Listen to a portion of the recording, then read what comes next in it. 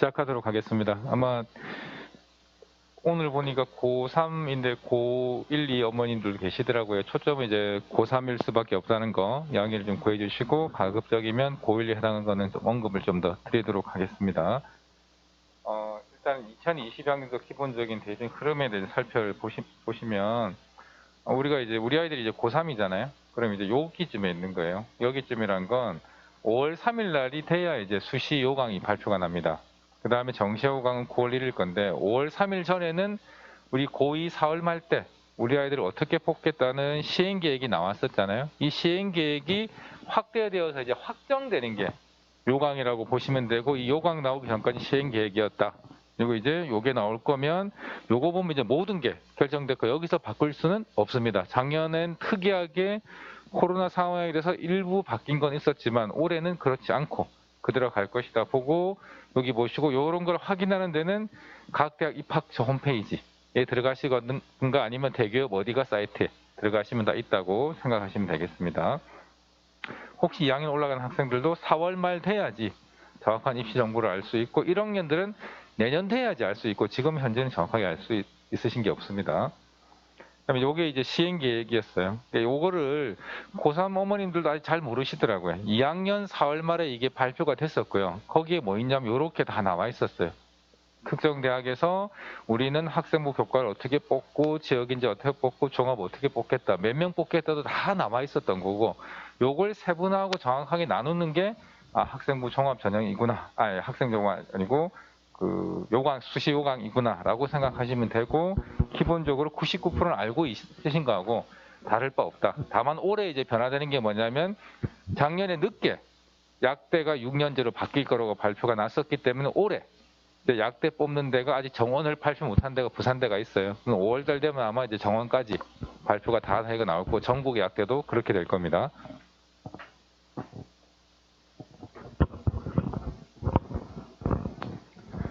그다음에 이제 대입 공정성 강화 방안에 대해서 이제 말씀을 드리면, 우리 아이들은 여기에 있잖아요, 그죠? 요거는 이제 우리 학생 졸업한 아이들, 대학교 1학년 아이들 차이점은 뭐냐면, 기재 검증이 점점점 강화돼 가고 있는데, 요런 것들이 이제 안 되더라. 그래서 수상, 이제 우리 아이들은 한 학기에 하나씩밖에 못 들어간다는 거 알고 계시죠? 어떻게, 또 부모님 여기서 궁금한 게 뭐냐면, 들어갈 건데 원서를 6개 넣을 거니까 6개 대학마다 각각 다르게 넣을 수 있느냐 라는 문제인데, 다르게 넣을 수가 없을 것 같아요. 그냥 하나를 세팅 6개를 딱 정하고는 한 학기 하나씩 6개를 다 정하고 나면 그 그대로 모든 대학에 똑같이 들어갈 거기 때문에, 혹은 과나 전공이나 뭐 전형에 따라서 뭐 수상을 다르게 할 수 있냐면 다르게 할 수 없다. 이 정도만 아시고 있으시면 될 것 같고요. 그다음 자율동아리 얼마나 중요하냐 자꾸 물어보시는데, 자율동아리는 별로 안 중요합니다. 30자밖에 안 들어가거든요. 30자라는 의미가 뭐 활동했다는 30자가 아니고 무슨 동아리 몇 명 참여 이러면 30자예요. 그래서 자율동아리가 중요한 게 아니고 정규동아리가 더 중요하고, 동아리보다 더 중요한 건 수업활동, 그게 어떻게 쓰여지는가 더 중요하다, 이렇게 생각하시면 될 것 같아요. 올해부터 교사 추천서는 폐지되고 들어가지가 않습니다. 자기소개서가 축소되었어요. 아마 자기소개 좀 물으신 분이 있던데, 자기소개 작년에 4,500자까지 쓸 수 있다가 이번 한 2,300자 정도 줄었고, 저희 교육청에서는 한 7월 정도 경에 자기소개서 특강을 따로 할 거기 때문에, 여기서는 지금 벌써 자기소개서를 어떻게 써야 되니 많이 고민하시지 말고, 지금은 열심히 교과 공부하고 모의고사 공부해가지고 내신 올리고 수능 올리는 게 더 중요하고요. 자기소개서 6개월, 7개월 쓰는 거 절대 아닙니다. 한두 달만 바짝 쓰시면 되는 거고, 올해 또 자기소개서가 빠지는 대학들이 엄청 많아졌어요. 고려대도 빠지고 뭐도 빠지고 많이 빠졌고, 부산 지역 대학은 자소서 보는 대학은 하나도 없어요. 거의 없다고 보셔도 되거든요. 주요 대학은 안 보기 때문에 그게 신경 안 쓰시고, 지금은 공부를 열심히 할 수 있도록 해주시면 되겠습니다. 그다음에 고교 프로파일이 전면 폐지됐고 블라인드가 확대되었어요. 이 블라인드라는 개념이 이 학생이 어느 고등학교를 나왔는가를 알 수 없게 한다는 거예요. 그래서 학생의 능력이 아니고 학교의 능력이나 부모의 능력으로 대학을 가는 이런 일이 없도록 하겠다는 게 블라인드의 취지고, 그래서 각 대학들의 생활기록부가 넘어갈 때 어느 학교 출신이라는 게 전부 다 지워지고 넘어가게 되어 있습니다. 그거는 확실하고요. 어느 대학인지 어느 지역인지도 모르게 되어 있고, 그게 생활기록부에도 남아있으면 위법한 행위입니다. 그래서 그런 부분들이 안 되니까 그런 건 걱정하지 마시고, 우리 아이 능력으로, 우리 아이 능력을 키워서 좋은 대학을 보낼 수 있게 하는 게 중요할 거라고 생각하고요. 그다음에 정시 40%가 이렇게 이제 확대가 됩니다. 거의 이제 2020 학년도 조기 달성이라 돼 있잖아요. 올해 보시면 39점 몇 프로까지 가 있어요. 그래서 거의 40%까지 와 있다는 거 아시고, 그다음 밑에 지역 균형 선발. 이걸 나중에 제가 설명드릴 건데 이걸 눈여겨 보시는 게 혹시나 올 상위권 학생들은 좀 유용하지 않을까 싶습니다. 어떻게 뽑는가가 제일 궁금하시다고 물으시면 여전히 이 형태가 몇 년째 계속 유지되고 있어요. 그래서 보시면 학생부 위주, 논술 위주, 실기 실적 위주, 수능 위주. 학생부 논술 실기는 수시예요. 수능 위주는 정시. 크게 수시, 정시일 때 수시 때는 크게 3개, 정시 때는 거의 하나. 근데 수시에 다시 보시면 학생부 위주는 교과가 있고 종합이 있죠. 학생부 교과는 어머님들 우리 아이들 생활기록 보실 때 숫자 나오는 거 있죠. 무슨 과목에 몇 등급 혹은 ABC 나오는 그 숫자하고 ABC만 보겠다는 게 교과 전형이에요.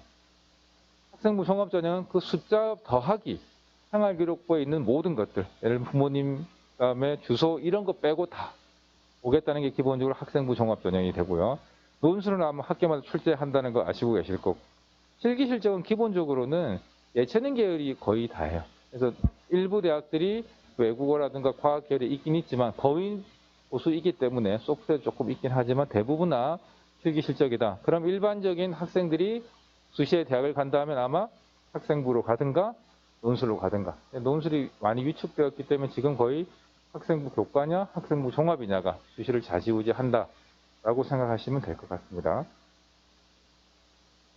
이걸 조금 더 보시면 대입 전형이 크게 학생부 교과 전형, 학생부 종합 전형, 논술 전형, 정시 이렇게 4가지로 크게 나눌 수 있을 것 같아요. 4가지 전형을 강통하는 키워드들 제가 적어놨어요. 뭐가 보이세요? 그런 거? 공통적으로 들어간 게 있죠. 교과. 어느 전형이든지 교과가 중요하지 않은데 그래서 덜 중요하고 더 중요하게 얘기해요. 교과 전형에서 제일 중요한 거? 당연히 교과겠죠. 학생부 종합 전형에서 학교 활동은 거의 다가 교과 활동이잖아요. 우리 아이들이 자동 공진 포함해서 34시간에 수업 활동을 할 때 30시간이 학생부과 수업이잖아요. 그 교과 성적이 안 좋으면 안 되죠. 근데 우리 아이들은 착각하는 게 동아리나 수상만 많으면 대학 갈 거라는 생각하는데 전혀 아닌 이야기. 기본적으로 교과 성적이 돼야 된다. 논술 전형이 중요한, 논술이 제일 중요하지만 교과 성적도 반영하는 대학들이 상당히 있다. 그 다음에 정시 같은 경우에는 수능이 절대적이긴 하지만 교대나 일부 대학들은 교과 성적을 반영을 하죠. 그 다음에 고대 연대 같은 경우도 수능이지만 교과가 반영이 돼요. 동점일 때는 뭘로 구분하겠어요? 교과로 보겠죠. 그래서 0.01점이라 높은 게 어쨌든 유리한 상황이 되겠죠. 그렇다. 그럼 또 나머지 거 보시면 남아있는 게 수능이죠. 어느 전형에도 지금 수능 빠져 있는 거 없잖아요. 교과 전형에 최저 없는 대학도 있지만 최저 있는 대학이 더 많아요. 주요 대학들은. 그래서 주요 대학에서 아무리 교과 성적이 좋더라도 수능 최저를 못 맞추면 떨어지는 거잖아요. 그죠? 수능 맞춰야 된다. 학생부 종합전에서 수능이 있는 대학들이 지금 올해 또 학교는 좀 많이 생겼더라고요. 늘어난 상황이고 보셔야 되고, 논술 전형도 논술 최저 없는 데가 있고 최저 있는 데가 있지만 논술 최저 없는 데는 연세대 같은 대표적이지만 거의 100대 1이 넘어가는 상황이고, 실질 경쟁률이 100대 1이겠지만 논술 전형에서 최저가 있으면 한 60대 1인 게 30대 1, 20대 1로 떨어지거든요. 최저 때문에. 그래서 수능을 못 맞추면 못 간다 해서 수능을 꼭 맞춰야 돼서 수능 중요하다. 정시 때는 당연히 수능. 근데 제가 보여드린 거 딱 2개잖아요. 파란색과 빨간색. 뭐 하라고요? 교과하고 수능하고 그것만 하면 대학 다 가는 거예요. 근데 어렵다고 자꾸 하시는데 교과 성적 올리고 모의고사 잘 치고 하면 우리 아이는 분명히 좋은 대학을 갈 수 있는 거예요. 근데 교과 성적이 좀 안 좋고 수능도 안 좋은데 좋은 대학 가고 싶어 하니까 자꾸 어렵다고 하십니다.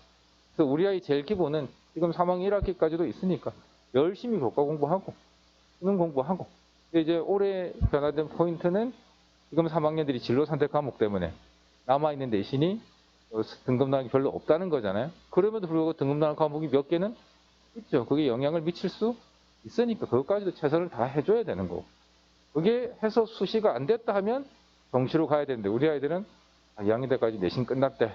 그러면 나 이제 엄마 수능으로 가야 되겠어. 그래서 정시 할 거니까 이제 3학년 내신이 필요 없어. 학교 안 갈 뭐 작게 갈래, 덜 갈래. 작년에는 코로나라고 해가지고 아이들이 그런 형태를 보이는 아이들 종종 있었던 것 같더라고요. 그런 게 아니라 정성껏 그래서 공부를 해주는 게 중요하다. 두 가지가 핵심이다. 이 두 가지만 잘하면 본대학 못 갈 수가 없어요. 이게 이제 전년도하고 올해하고 인원수 비교해 보시면 총 뽑는 인원수가 크게 변화가 없잖아요. 어머니. 그죠? 34만 7천에서 336 약간 미세하게. 그런데 2년 전에 못 뽑았던 까지 들어온다면 거의 비슷해질 거예요. 이런 상황인데 우리 아이들은 점점점 들어와가지고 2년 전보다 지금 줄어든 아이들이 11만이 넘어요. 부산 지역만 해도 9천 명이 줄었거든요. 그 많은 아이들이 줄어가는데 대학교 정원은 큰 변화가 없는 거예요. 그러면 대학 가기는 쉽죠. 어디든 대학은 다 가요. 근데 문제는 어느 대학이냐가 문제일 뿐이고, 그때 수시냐 정시냐 하면 대부분의 대학은 수시, 정시는 좀 작은 편이죠. 정시가 40% 됐지만 전국적으로 따지게 되면 20%대밖에 사실은 안 돼요. 근데 문제는 우리가 전국의 대학을 다 갈 건 아니잖아요. 아마 부산 지역 대학 가든가 서울 지역 혹시 희망하면 간다든가 그 다음에 그 외쪽 이렇게 갈 거라면 부산 지역의 핵심은 이렇게 보시면 수시가 이렇게 정시가 이렇게 조합이 이렇거든요. 비율로 보시면 84.7%, 15.3%. 그럼 부산 지역의 대학을 가려면 뭘 집중해야 돼요? 수시였는데 이게 공식이 조금씩 깨지잖아요. 이유가 뭐냐면 수시 때 부산 지역 대학들이 이 뽑을 인원만큼 다 뽑으면 문제가 안 되는데 문제는 이 인원들을 다 못 뽑고 상당 부분이 정시로 이월돼 버리는 상황들. 이라서 부산 지역 대학도 정시에도 인원수가 상당히 많고 올해 아마 소문 들으셨겠지만 상당 부분 대학들이 미달난 상태. 그렇게 지금 된 상황이고요. 선생님, 왜 부산 지역 대학에서 수시를 다 못 뽑는 거죠? 부산 대학 같은 경우에는 못 뽑는 이유는 최저학력을 못 맞추는 경우들이 상당히 많이 있었어요. 부산 지역이 지방 국립대학인데 직업국이라고 보통 하잖아요. 그런 대학 치고도 최저학력이 전국에서 제일 높은 편. 뭐 서울에 비교해서 낮을 수도 있지만 그런데 그 정도 맞추면 서울 쪽 대학들도 갈 수 있다는 아이들이 서울 쪽에 원서를 많이 쓰고 부산은 상당히 좀 적게 쓰는 것 같아요. 그래서 최저를 맞춘 아이들이 없어가지고 좀 이월인이 많이 생겼었어요. 반면에 좀 그보다 좀 밑에 대학들, 거의 부산에서 중간쯤 중위권 대학들 같은 경우에는 학생에 비해서 대학 정원이 너무 많은 거죠. 지금 보시면 부산에서 선발해야 되는 3만 6천 명이에요. 근데 지금 고등학교 통계가 특성화 고등학교 다 합쳐가지고 2만 3천 명이에요. 특성화 아이들 대학을 다 가는 건 아니잖아요. 사실 2만 명도 안 되게 대학을 가는데 3만 6천 명이니까 1만 6천 명 이상이 비는 거예요. 그래서 부산 지역 대학이 올해 4,600명 정도 못 뽑았거든요. 그런 이유는 워낙 학생이 작기 때문에 이건 부산 지역 대학뿐만 아니고 전국적인 현상일 수밖에 없는 거고. 그래서 이제 부산 지역 대학을 가는 거는 전혀 어려운 상황이 아니에요. 근데 어떤 대학을 가느냐, 얼마 원하는 대학을 가느냐가 더 문제가 이제 되고 있는 상황이겠죠. 서울 지역 대학은 이렇게 뽑습니다. 3만 1,000이고 2만 명이고 이걸 비율로 보시면 60대 4 정도까지 와 있죠. 이 정도로 수시도 뽑지만 정시도 충분히 많이 뽑고 있는 거 아마 이 정도가 거의 맥스일 거예요. 맥시멈. 그래서 이 정도로 차이가 있다. 그러면 부산 지역은 아무래도 내가 원하는 대학을 가려면 수시에 집중을 해야 될 거고 그러면 서울 지역 대학은 정시에 집중해야 될까요? 나중에 제가 그건 좀 말씀을 드리겠습니다. 학생 수가 줄고 있어요, 계속. 보시면 요거 좀 11만 명이잖아요. 우리 아이가 지금 여기에 있잖아요. 우리 아이는 그래 9천 명 늘었네 하는데 이 아이들이 대학 갔다가 안 가고 재수 3사는 경향들이 많잖아요. 10%만 재수해도 10,000명이면 플러스면 제로예요. 그럼 작년하고 똑같고 작년에 4,600명 못 뽑았다면 올해도 또 못 뽑는 거죠. 그래서 올해나 작년이나 크게 차이가 전혀 없다고 보셔도 될 것 같고 대학 가는 건 전혀 문제가 안 된다. 그 정도 고민해서 보시면 될 거고 혹시나 둘째, 셋째 아이를 키우신다면 우리 첫째 때보다 공부를 못하는 것 같은 느낌이 어쩌면 드실 수도 있어요. 내신 생활 기록부를 보면 니네 언니 때, 오빠 때, 누나 때, 형님 때는 공부를 잘했는데 너는 왜 이러니? 이렇게 하시는데 이유가 있어요. 이유가 뭐냐면 여기 한 4년 전에 고등학교 학생 수였어요. 226명. 근데 이게 작년에 그 똑같은 학교의 인원수에 154명. 226명이 154명이 된 거예요. 무려 빠진 인원이 70명 넘게 빠진 거예요. 그래서 보시면 여기 1등급 10등까지가 2.15 등급. 그러면 전교 손가락 안에 꼽으면 다 내신이 1등급 되었던 거예요. 근데 지금은 10등이 2.36이에요. 더 내려온 거죠. 그 다음에 또 보시면 20등이 2.8등, 3등급 안에 들었어요. 30등도 거의 3등, 거의 30등 안에 들면 앞자리 2점대에 달았을 거예요. 근데 지금은 어떻게 됐냐면 30등에 3.75등급이에요. 0.75면 전과목 평균으로 하면 거의 한 과목씩이 다 1이 더 늘어난 거잖아요. 엄청 내신이 하락한 건데 등수는 똑같아요. 등급으로 대학을 가는 게 아니고 등수로 대학을 가는 거예요. 전국 뭐 그 과나 그 학교에서 몇 등을 뽑았느냐가 중요한 거잖아요. 부산대 경영학과에서 예를 들면 30명 뽑는데 30등이면 붙는 거고 31등이면 떨어지는 거잖아요. 그러면 30등이 2.5등급이고 3.5등급, 4등급이 상관이 없어요. 30등 안에 들면 되는 거잖아요. 30면 드는 숫자가 이제 3.75가 됐다. 그 앞에는 3.1등급이 됐다. 그만큼 내신이 하락이 많이 왔다는 말이잖아요. 그래서 혹시나 둘째, 셋째나 혹은 옆에 언니네 아들, 딸 그런 공부를 잘했다는데 우리 애가 못하는 거 당연한 거예요. 내신 성적 기준에서는. 그래서 너무 우리 아들 윽박지르지 마시고 그럴 수 있구나 라고 생각해 주셔도 돼요. 근데 또 좀 다른 부분에서 말씀드리면 이게 지금 졸업한 아이들, 대학교 1학년 된 아이들의 성적표인데 이 성적표에 보시면 노란색이 있잖아요. 우리 1학년 때 공통과목 배우셨죠? 1학년 때 배웠던 거는 성취도 나오고 등급이 다 나왔어요. 공통과목 등급 나온 거 다 아시죠? 2학년 올라오면 이제 선택 과목들을 갔잖아요. 갈 때 하얀색은 뭐냐면 진로 선택 과목하고 예체능 과목. 졸업한 아이들은 등급이 나왔어요. 진로 선택 과목도 예체능 빼고. 그다음에 여기 있는 거 초록색 보이시죠? 여기는 일반 선택 과목. 수능 과목이라 여기는 등급이 원래 나오는 거잖아요. 그러면 모든 과목이 예체능 빼고 다 등급이 나왔었어요. 근데 우리 아이들은 밖에서 이렇게 돼 있죠. 하얀 부분들이 등급이 전혀 안 나오잖아요. 이게 무슨 과목? 진로 선택 과목. 이거 숫자 빈 곳이 훨씬 많죠. 그래서 평균적으로 그냥 평균에 어떤 표본을 뽑아보니까 42과목 듣던 아이가 등급이 나왔던 아이가 이제 28과목. 48개의 등급이 28개로 바뀌었다면 어떤 현상들이 발생할까요? 강의식이 아니고 질의응답 시간인데 질문이 전혀 없으시네요. 어려우신가요? 한번 생각해 보세요. 42과목을 애들이 평균적으로 듣다가 보통 한 학기에 그럼 8과목이 들었던 거예요. 근데 이제 28과목 됐다는 말은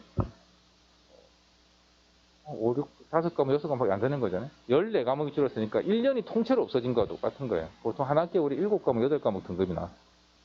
또 5학기인데 3학기가 없는 거와 똑같은 거예요. 이런 선택 때문에. 그러면 최상위권 아이는 내신 성적 관리하기가 쉽지 않을까요? 진짜 공부 잘하는 아이라면 1등급을 42개를 관리해야 될 거예요. 28개면 확 내신이 올라갈 수 있어요. 그리고 의대권 아이들. 공부 상위권 아이들은 어떨까요? 공부를 좀 잘해요. 원래는 우리 200명이 수업을 들었다면 선택 과목이 바뀌게 되면서 모집단이 작아졌잖아요. 근데 내가 전교 3등인데 전교 1, 2등이 30명밖에 안 들었다 같이 들어요. 내가 1등급 받을 가능성이 없죠. 한 명밖에 1등급 안 주니까. 그러면 등급 관리하기가 어려워질 수도 있죠. 최상위권은 내신이 1에 더 가까워질 가능성이 높고 그 좀 밑에 아이들은 내신이 훨씬 더 떨어질 수도 있는 거예요.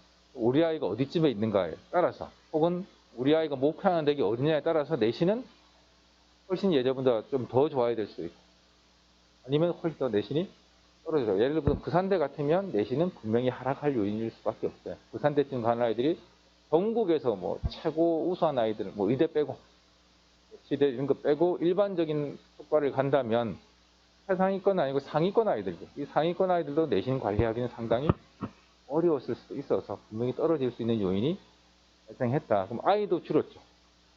그다음에 과목 수도 줄었죠. 거기다 과목 수 줄었는데 이 과목 준 게 분모가 작잖아요. 그럼 또 등급 관리하기가 어려워질 수도 있으니까 내신 성적은 하락 요인이 좀 더 우세하다고 보셔도 돼요.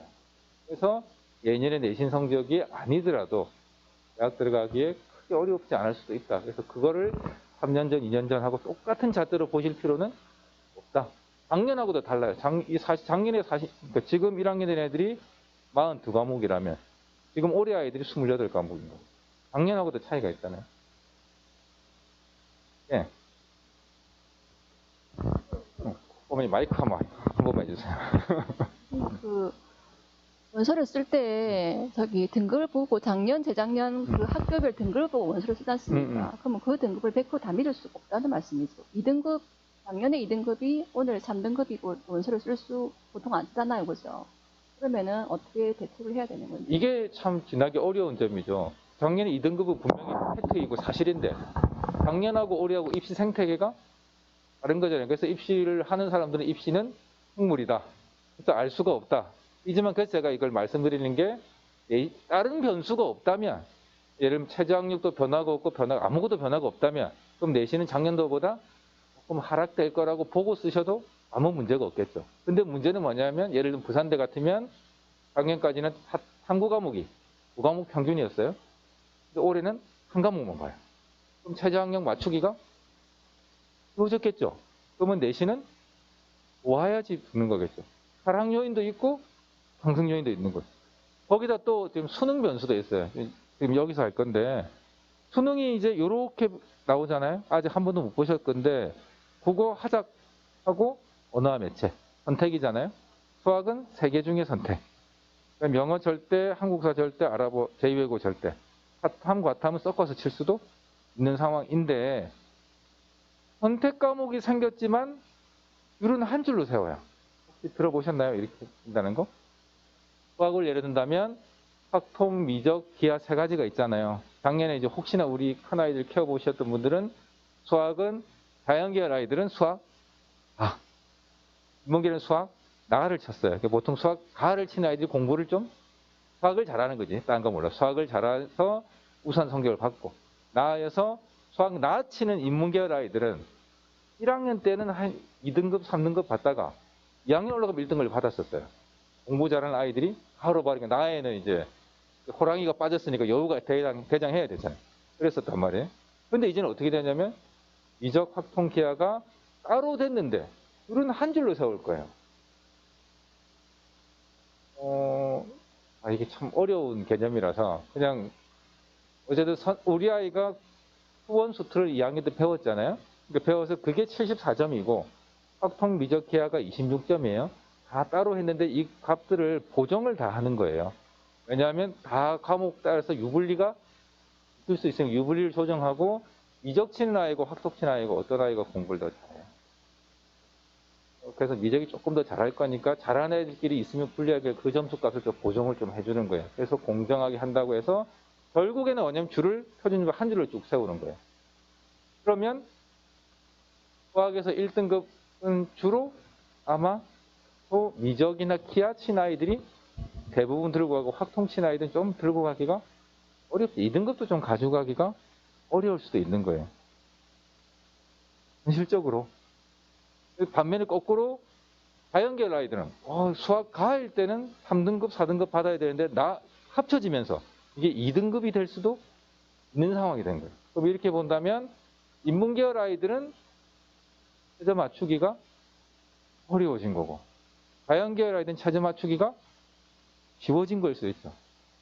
그러면 또 어떤 과목 선택하냐에 따라서 또 달라질 수도 있기 때문에 입시는 생물이고 결과값은 제가 자신 있게 말씀드릴 수 있는데 이럴 거예요, 저럴 거예요를 자신 있게 말씀드리기 상당히 어려운 부분입니다. 올해 처음 생기는 거잖아요. 그렇죠, 올해. 우리 아이들은 올해 죄송한 말씀이지만 내신 성적 내는 방법도 달라졌죠. 수능도 달라졌잖아요. 두 개가 동시에 바뀌는 경우는 잘 없는데 두 개가 동시에 다 바뀌는 거예요. 그래서 올해 입시 예측하는 거는 어느 때보다도 제일 어렵지 않을까. 그래서 어렵다면 어려운 거예요. 그래서 공부를 잘하면 이게 다 해결되는데 우리 아이들은 자기가 갈 대학보다 가능하면 좋은 대학을 가기 원하기 때문에 조금 더 어려울 수도 있는 상황이고 어쨌든 변수들이 좀 예년보다 더 많은 상황입니다. 근데 이런 수능 방식이 올해 처음이긴 한데요. 옛날에도 이런 방식을 썼던 적이 있었거든요. 그때 이제 뭐 부모님들이 굉장히 많이 우려를 많이 하셨는데 어떤 과목을 선택하는지에 따라서 우리 아이가 선택한 과목 때문에 불리함이 있지 않을까. 그러니까 그런 것들을 보정하기 위해서 공통으로 치는 문항의 점수를 가지고 나머지 과목 친 것들을 보정하는 표준화하는 방법을 쓰니까 아이가 자기가 잘하는 걸 열심히 해서 점수를 받으면 부모님들이나 아이가 생각하는 것만큼 엄청난 불리함을 만들질 않아요. 너무 걱정을 하시지는 마시고 자기가 잘하는 수학 과목을 선택해서 공통 원, 투와 그리고 꼭 확률과 통계든 미적분학이든 기하든 그중 하나를 열심히 하면 지금 뭐 이렇게 차이 나는 것만큼 그런 엄청난 차이는 벌어지지 않을 거예요. 너무 걱정 안 하셔도 됩니다. 고1은 제가 아까 말씀드렸지만 내년 4월 말 해야지 확정되겠지만 지금 만들어진 거를 보통 우리 4년 예고제라고 하잖아요. 거기서 큰 틀이 정해졌기 때문에 이렇게 바뀐 체제가 바뀔 일은 없어요. 그래서 이렇게 간다라고 보셔도 되는 거예요. 그다음에 이제 또 그다음에 이제 고민이 우리 아이가 엄마 나 내신 1학년에서 너무 배렸어. 그래서 정시로 갈 거야. 그래서 이래가지고 어디서 또 아이들은 선배 말 잘 듣잖아요. 그래서 졸업한 선배가 실패한 애는 말 안 해요. 성공한 아이만 말해요. 우리 아이가 졸업한 선배가 자기가 잘 갔으면 와서 후배들한테 다 자기가 잘한 거잖아요. 어쩌다가 그럴 수도 있는데 뭐 선생님이 열심히 지도해주고 학원 선생님이 뭐 이렇게 다 지도했는데도 결론적으로는 내가 잘난 게 되는 거예요. 그래서 아이들은 교과 종합 다 필요 없고 정시 한 방이면 돼. 인생 한 방이야. 그 아이가 성공했을 가능성은 실패할 가능성도 더 작아요. 근데 운이 좋아서 성공을 하게 됐겠죠. 근데 그게 모든 아이들이 일반화된다면 좋겠지만 현실은 그렇지 않아요. 그래서 기본적으로는 아까 보셨지만 수시가 75%고 정시가 25%라면 75%를 버리면 안 되잖아요. 기본적으로 수시를 다 하고 안 될 때 정시 가는 게 기본인데 특별하게 뭐 도저히 내신은 한 4, 5등급인데 무슨 모의고사는 111 나온다. 이러면 정시 가는 게 맞겠지만 그런 아이들은 제 생각에는 없다고 보고 그러면 이제 어떻게 해야 되는가. 이걸 믿는 거예요. 우리 아이들이. 45%, 40% 뽑고 이게 이렇게 주요 내가 가고 싶은 데가 다 정시 40%다. 엄마 그러면 10명 뽑는데 4명은 정시로 뽑으니까 수시 또인 뭐 여러 개 나눠지면 정시로 가는 게 맞지 않느냐. 이렇게 논리적으로 아이들이 이야기할 건데 이걸 보시면 생각이 달라질 수도 있지 않을까. 2019년 수능 성적을 분석한 거예요. 표준 점수가 100점이 기본이에요. 딱 평균값이거든요. 이 100점이 만들어지는데 재수생은 109.6이고 재학생은 97점이었어요. 평균이 12.5점 차이예요. 국어만 그런 게 아니고 수학, 하나 다 그래. 이 점수가 3개 합쳐지고 영어까지 들어가면 대학생이 과연 재수생 이길 수 있을까요? 얘과 마찬가지예요. 2020년 96.5고 109.3. 똑같이 가고 아마 2021년 건 발표가 안 났지만 그거 나도 역시 별 다를 바가 없을 거예요. 이게 서울 지역 12개 대학의 학생인데 2016년대 정시에 거의 재수생과 재학생 비율이 큰 차이 없었어요. 막 반반. 그런데 지금 2020년 거 보면 대학생이 34%, 재수생이 65%. 이렇게 격차 점점점 벌어지고 있는 거예요. 과연 이런 상황에서 그러면 40%지만 실제로 하면 3분의 1밖에 안 되는 거잖아요. 그럼 우리 아이는 13%를 보고 정시로 달려가는 게 맞느냐? 이거죠. 우리 아이들은 지금 내신도 해야 될 거고 뭐 동아리도 뭐 다 해야지 뭐 재수생들은 오로지 공부만 하죠. 그거만 하는 상황에서 이 격차를 따라내기는 어렵다. 그래서 정시가 대학생들한테 그래 호락호락하진 절대 않을 거다. 재수생한테 문화가 더 있는 거고. 그럼 이제 만약에 우리 아이가 올해 열심히 했는데 조금 안타까운 결과가 나왔어요. 어떻게 하실 거예요? 한 해 더 하실 거잖아요. 100년 넘게 살아야 되는데 1년 늦게 가는 게 뭐 어려워서. 대학 가면 어차피 애들 취업 안 돼가 다 1년 휴학 가는 경우도 많잖아요. 대학교 놀 거 미리 땡겨서 놀면 되지. 대수, 삼수, 뭐 반수하는 게 생각보다 그리 어려운 일이 아닌 거야. 대수보다 더 문제가 반수생의 위력이에요. 대학을 간 아이들은 기본적으로 학업 능력이 좋았던 아이들이에요. 근데 뭐 성균관대하고 고려대가 예를 있다면 한 문제 차이가 아니에요. 고수 둘째 자리에서 등수가 갈리거든요. 어떤 사탐 과목, 어떤 과탐 과목이냐에 따라 달라질 수 있는 거면 내가 고대 갈 수 있는데 이놈의 출제위원들이 문제를 잘못 출제해가 제가 점수를 잘못 받은 거예요. 한 문제도 0점 몇 문제로. 그러면 한 번 더 하면 고대 갈 수 있을 것 같잖아요. 그래서 한간에 서울대 제일 많이 보내는 학교가 연대예요. 연대 다니다가 서울대 가는 거예요. 스카이 제일 많이 보내는 학교가 홍대. 고등학교가 아니에요. 스카이 D라 그래요. 서울대, 연대, 고대, 강남 대성학원. 이 정도로 재수 삼수를 한 번 더 해야겠다는 게 많은 의미가 있고, 그 아이들이 그러면 수시 때는 한번 해봤잖아요. 그럼 이제 그 정도 위에를 가든가 아니면 실패한 아이면 그 수시 안 되겠구나 하고, 수시에 뭐 A 대학 갔던 아이면 그보다 더 높은 데 가려면 수시로는 이제 안 됐으니까 그 대학 갔을 거잖아요. 그러니까 다 정시로 갈 수밖에 없는 거예요. 그래서 정시 때 재학생 아이들이 진입하기가 없는 게 아니에요. 30% 있지만 인원수 대비하면 엄청 격차가 벌어지는 거죠. 수능 접수가 결국 2만 정도 시험 쳤는데 재수생 10만이 정도밖에 안 돼요. 근데 결과값은 지금 이렇게 나오는 거예요. 2배가 넘게 나오는 거예요. 힘들다. 그래서 일단 대학생은 기본적으로 수시에 최선을 다하고 안 될 때 정시까지 가야 된다 라고 생각하시고, 격차가 제가 봤을 때 뭐 5와 1을 이야기했지만 그 정도 격차 나는 아이가 아니라면 수시 때 일단 해보고 가셔야 돼요. 그다음에 이제 진로 선택 과목이 작년까지는 없었던 거예요. 작년에 진로 선택 과목이 있지만 거기도 다 등급이 나왔었어요. 그래서 대학들도 진로 선택 과목 구분하지 않고 그냥 내신 등급, 1등급, 9등급까지만 가지고 평가를 했었는데, 올해부터 이제 진로 선택 과목이 생긴 거잖아요.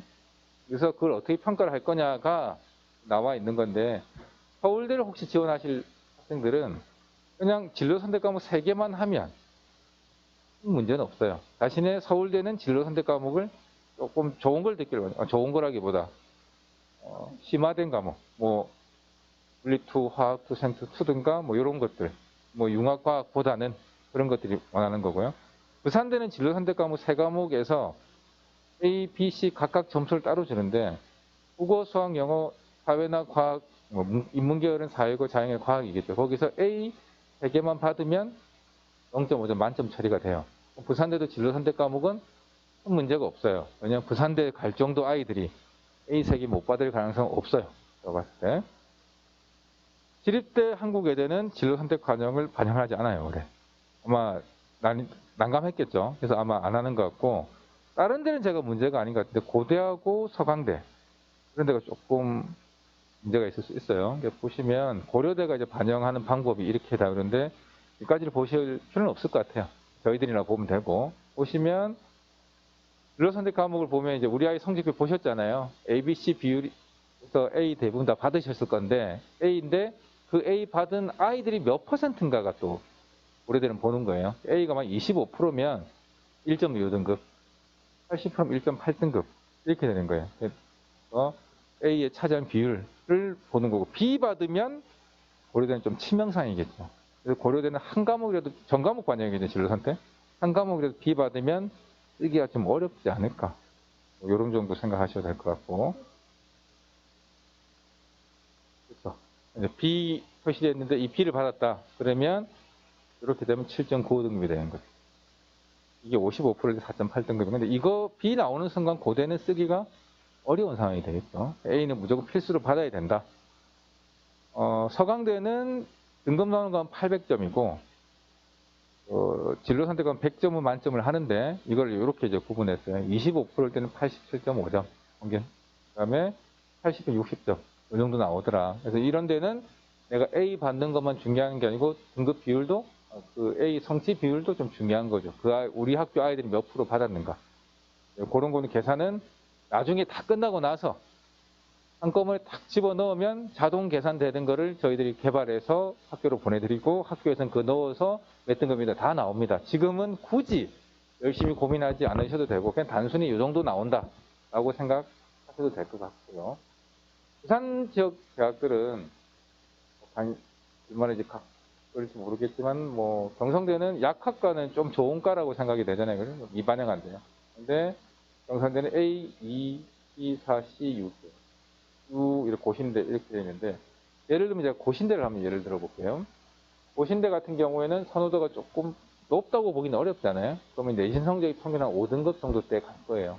5등급 가는데 A인데 3과목이나 본대요. 근데 이 아이가 학교에서 보통 진로상에 50%대 준다면 이 받았을 수도 있잖아요. 고신대가 8과목 정도를 보는데 그중에 3과목이 1등급 처리가 되는 거예요. 작년의 숫자하고 올해 숫자하고 그 숫자는 완전히 달라져 버릴 수밖에 없겠죠. 작년에 숫자는 진로 선택 과목이 1등급 처리가 안 됐었던 거잖아요. 그래서 5등급인데 만약에 그 아이가 만약 A로 제가 치환된다면 아마 3등급 대가 될 수도 있는 상황이에요. 그럼 5와 3이 같은 숫자가 되는 거예요. 그걸 모르시고 올해 계산해보고 진로 선택 과목을 쳐도 5등급 되다. 작년에 4등급이다. 그럼 작년에 5등급이었으니까 우리가 4등급이니까 합격하겠네? 떨어질 수도 있는 거죠. 진로 선택 과목이라는 게 등급 주는 게 차이 나니까. 만약에 진로 선택 과목을 A를 3과목 받은 아이가 있다면 다른 과목은 8등급, 9등급이라도 이게 합치면 내신이 훨씬 좋아질 수도 있는 상황이죠. 이 변수가 해서 상당히 커요. 너무나. 중위권 대학들에서 더 두드러지게 나타나는 현상이라서 이런 것들을 예측하기가 너무너무 지금 어려운 상황이에요. 얼마큼 될지.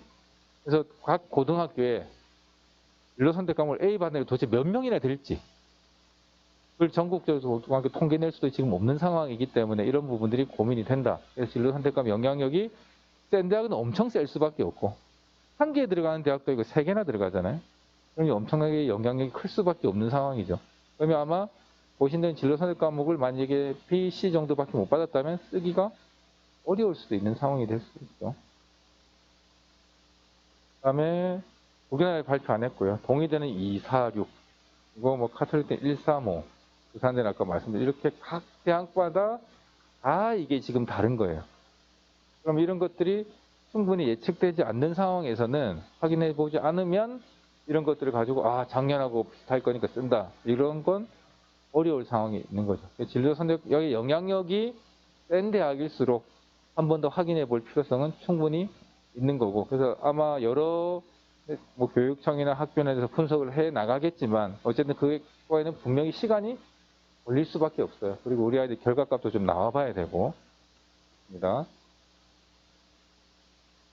동아대 같은 거 예를 든다면 이게 동아대거든요.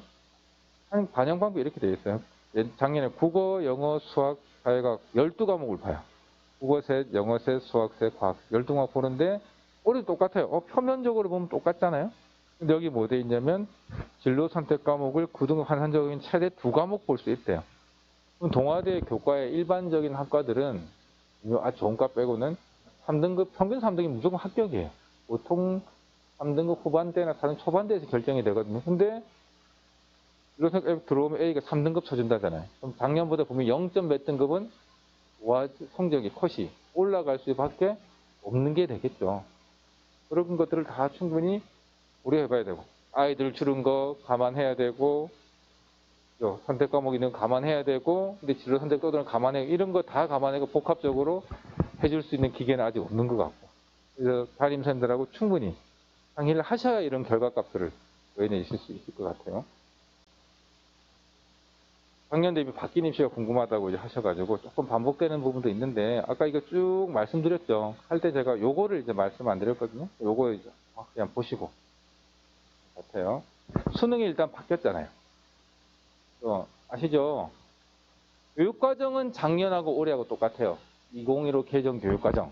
그건 똑같고 배우는 과목도 똑같은데 작년에 국어가 화작, 문학, 독서, 언어 다 치는 거였어요. 원래 언어와 매체인데 매체 빼고 언어만 쳤거든요. 근데 올해 바뀌어서 독서, 문학은 공통이고 화작과 언매 중에 택일이에요. 4과목에서 3과목으로 줄은 거죠. 수학은 나형은 수원 확통 미적이었고 나형은 수원 수투 확통이었던 게 이제 바뀌어가. 요게 나형이 그래서 이렇게 공통의 선택 이렇게 왔다 되고 가형은 확통이 빠지고 수투가 들어왔다 이렇게 되겠죠. 원미값이 좀 달라졌고 그다음에 영어는 별 다를 바 없고요. 탐구 과목이 변화가 옛날에는 사탐 치면 사탐 2개, 가탐이면 가탐 2개였던 게 사탐, 가탐 섞어서 칠 수가 있어요. 섞어 칠까요? 고민인데 자연계열 아이들을 상위권에 섞어 칠 수 없어요. 보통 부산대 이상 상위권 대학들은 보통 사탐 2개 요구하는 대학이 많기 때문에 인문 아이들은 사탐을 보통 주로 치는데 굳이 과탐을 칠까? 라고 한다면 진짜 매니아적인 과목이 있는 아이가 아니라면 사탐, 과탐은 잘 섞지는 않을 거예요. 아마 사탐으로 가든가 과탐으로 가든가 그렇게 되지 않을까 합니다. 그래서 그렇게 해서 이렇게 수능 과목이 만들어지잖아요. 그래서 이렇게 나올 거고 아직 이 성적표를 한 번도 못 보셨고 이 성적표는 6월달 성과시는 모평을 봐야 나오는 거예요. 그래서 근데 3월달은 아마 이런 형식으로 지금 3월달 칠 걸 확정이 됐거든요. 그래서 국어도 이제 양희대가 선택형 안 쳤잖아요. 국어도 선택형으로 칠 거고 수학도 3개 중에 선택형으로 치게 될 거예요. 그러니까 쳐봐야 저희들도 이게 이렇게 되는구나, 이게 달라졌구나 알 수 있는 거고, 아무도 아직 안 가본 길이에요.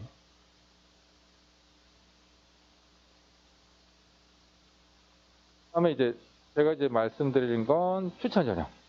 근데 제가 아까 띄웠나? 여기 지역균형 선발 10%돼 있잖아요. 이 지역균형이 뭐냐면 수도권 대학, 서울, 경기, 인천 지역에 있는 대학들은 16개 대학이 정시 40%돼 있지만 아까 정시 40%는 사실상 학생분의 재수생이 더 유리하지 재학생이 딱히 유리하다는데, 물론 파이는 늘었죠. 근데 그게 예상을 너무 험난한 게 있었다면 지역균형 선발은 전부 수도권 대학은 모두 다 해야 돼요. 소재지가 수도권에 있으면 다 해야 되는데 학교장 추천이에요. 100%. 학교 추천을 재수생 해줄까요? 뭐 재학생하고 남는다면 줄 수는 있겠지만 일단 재학생이 먼저 우선이고 재수생 한 번 치고 떨어진 상황인데 굳이 여기 올 일은 없을 것 같아요. 그래서 이거는 재학생들이 강점이 있을 거고, 대부분이 뭐로 되어 있냐면 교과 전형이에요. 여기 보시면 교과. 딱 어디만? 서울대만. 그다음에 여기도 보시면 전부 교과 전형이에요. 내신 성적이 만약에 못하면 교과 전형에 충분히 해보면 가능성이 있을 것 같고, 인원수가 8,189명이에요. 서울만. 근데 여기 인천도 있고 경기도 있고 다 하면 인원수 훨씬 늘어나겠죠. 교과 전형의 특징은 뭐냐면 내신 좋은 아이들이잖아요. 원래 대학 입시는 수시는 특히 승자 독식이에요. 붙는 아이가 계속 붙고요. 떨어지는 아이는 계속 떨어져요. 보통 붙을 때 성적이 좋은 아이들은 한 개 붙는 게 아니고 6개 붙어요. 서너 개 붙을 수도 있고. 그럼 이렇게 해야 된다면 교과 전형의 내신이 한 예를 들자면 1.1쯤 되는 아이다. 연대 고대 써도 아마 안 떨어질 거예요. 다 붙을 거예요. 근데 그 아이가 연대 고대만 안 쓰고 성대도 쓰고 서강대도 쓰고 다 썼다 한양대까지. 그럼 어디 등록하겠어요? 서울대는 종합이니까 뭐 알 수 없고, 서울 썼지만 서울대 만약에 안 됐다 치면 어디 서울대면 서울대 갔겠고, 그 다음에는 아마 고대나 연대 갔겠죠. 그 될 거면 그 밑에 이제 뭐 연대 됐다 칠게요 그냥. 그럼 연대 붙었으면 고대, 성대, 서강대, 뭐 한양대까지 전부 다 어찌해야 돼요? 드랍을 하잖아요. 그래서 통원율, 회전율이 아주 높아요. 보통 한 200% 정도? 8,000명이라면 200% 치면 한 2만 명쯤 되는 거예요. 합격 건수죠. 합격자가 아니에요. 합격 건수로. 그럼 전국의 고등학교가 약 2,000개 있어요. 2,000개 곱하기 나누기 2만 하면 10명. 최소 교과 전형으로 일반 아무리 평범한 고등학교라도 1등은 있을 거고 내신 좋은 아이는 있을 거니까 10건 이상의 합격자가 나와야 되는 거예요. 교과 전형으로. 거기다 또 뭐 더 있어요? 종합전도 있는 거잖아요. 그러니까 충분히 교과 전형에서 내신이 괜찮다 하면, 이 내신이 괜찮다 그럼 얼마입니까? 아까 말씀드렸지만 변수가 많기 때문에 판단하기는 어렵다. 근데 연대 고대가 뭐 1.78, 9등 내려가냐? 그렇지는 않겠죠. 근데 고대는 뭐가 있냐면 최저가 있어요. 보시면 회계하고 과까지 포함해야 되면 과연 얼마나 가능할지. 그래서 실제로 제가 알고 있기로 고려대가 이 교과 전형을 쭉 실시해 왔었거든요. 그런데 여기서 최저를 못 맞춰 아예 못 뽑은 과들이 6개가 많이 좀 있었어요. 인문계열만 좀 그래서 다른 과들 최저가 맞추면 내신이 9등급으로 합격할 수도 있었단 말이죠. 그럼 올해는 어딜까요? 모르죠. 근데 이 선호과는 더 그럴 수도 있겠죠. 최저 학력을 맞출 수 있다면 내신이 좀 낮더라도. 그래서 고려대가 다 선호한 대학이지만 불구하고 이때까지 교과 전형의 내신이 한 1.5등급 정도면 웬만한 과들은 합격이 됐었어요. 된 이유가 최저가 그만큼 높았기 때문에. 그때 한양대는 고려대가 조금 낮은 대학이라고 보통 일반적으로 하잖아요. 근데 1.3등급이 컷이었어요. 대부분이. 원과는 1.1이었고. 이유는 최저가 없었거든요. 최저 있는 대하고 최저 없는 대하고는 내신적 차가 상당히 클 수밖에 없어요. 중앙대가 교과 전형이 최저 있는 데도 있고 없는 데도 있었거든요. 최저 있는 데는 1.6, 최저 없는 데는 1.5 정도였어요. 근데 한 3.9등급인데도 중앙대 경영학과 붙은 아이도 있었어요. 최저 때문에. 그거는 알 수도 없는, 그런 걸 노리고 간다는 건 좀 말도 안 되고, 우리 아이는 재수시켜도 됩니다. 선생님 세게 써주세요 이러면 또 모를까. 그게 아니라면 알 수 없는 거고. 어쨌든 올해는 첫 해잖아요. 아무도 모르는 거 볼 수 있는 추정치 데이터가 없기 때문에 용기 쓰시다면, 그 다음에 적어도 수시 6장이면 한 장을 확실하게 갈 수 있다. 우리 아이가 부산대 가도 된다. 공부 잘하는데 근데 꼭 서울 보내기 쉽다. 그럼 5장을 서울로 쓰실 수도 있겠죠. 그런 전략적 선택을 어느 순간에 하셔야 될 거고, 그렇게 된다면 과감하게 써보시면 오히려 거꾸로 좋은 결과가 있을 수도 있죠. 2022학년도 대학입시에서 가장 큰 변화는 약대가 편입에 의해서 모집을 하던 것을 이제 고등학교 졸업한 학생들이 6년제로 될 수 있다는 거고요. 모집 인원이 1,738명 정도가 될 겁니다. 전국에는 약학대학들이 대부분 다 모집하게 되었고, 아직 미발표난 대학들이 있는데 최근 며칠 전에 전부 다 모집하기로 결정이 다 났습니다. 수시에서 한 923명, 동시에서 한 655명 이렇게 날 거게 될 거고요. 이 약대 위치가 어느 정도 되느냐에 따라서 자연계열 지원 학생들, 최상위권 자연계열 학생들이 입시에서 어떤 결과를 가져오는가가 좀 달라질 수도 있겠죠. 어느 정도쯤 나올까 뭐 예측하건데 아마 적어도 의대보다는 조금 못할 수 있어도 뭐 한의대라든가 수의대하고는 충분히 어깨를 나란히 할 수도 있을 것 같고, 일부 여학생들 같은 경우에는 의대보다 오히려 약대를 더 선호하는 경향성도 보이고 있기 때문에 그렇게 낮진 않을 거다. 이런 것들을 이제 미리 발표된 대학들의 수시 전형 시행 계획을 살펴보면 알 수가 있습니다. 중앙대 같은 경우에 수시에서 최장력 등급이 4개 5예요. 4개 영역 5등급. 111, 1을 받아야 되는데 웬만한 의대들보다도 최저가 더 높으면 높았지 낮다고 할 수는 없을 거예요. 그 정도로 돼야 되고, 부산에 있는 경성대도 3개합 5. 3개합 5 정도면 상당히 높다고 볼 수 있습니다. 수학도 다 포함되고 4개 중에 3개 영역이 5등급이니까 부산대로 치면 기계공학과를 만약에 가는 학생이라도 이 정도의 체제를 맞춰서 합격한 아이들이 별로 없다라고 생각하셔야 될 것 같고, 경북대도 3개 5, 덕성여대도 아마 서울에 있는 대학인데 약대가 좀 유명한 대학입니다. 3개 6등급이네. 이 정도입니다. 체제가 상당히 좀 높다고 할 수 있을 거고요. 근데 이런 체제가 높다고 이제 걱정을 하시겠지만, 만약에 수시에 못 가고 정시로 간다면 절대 이 등급이나 수능 점수 가지고 갈 수 없는 상황이기 때문에 약대를 지원할 학생들이라면 적어도 이 정도 최저학력, 수능 성적은 유지가 돼야 되고 내신 성적도 물론 좋아야 될 거고요. 또 어느 정도에서 합격선이 결정될 거냐 하는 것은 아직 올해가 이제 또 몇 년, 10여 년 만에 처음이기 때문에 어느 정도 결정되기는 좀 어렵다.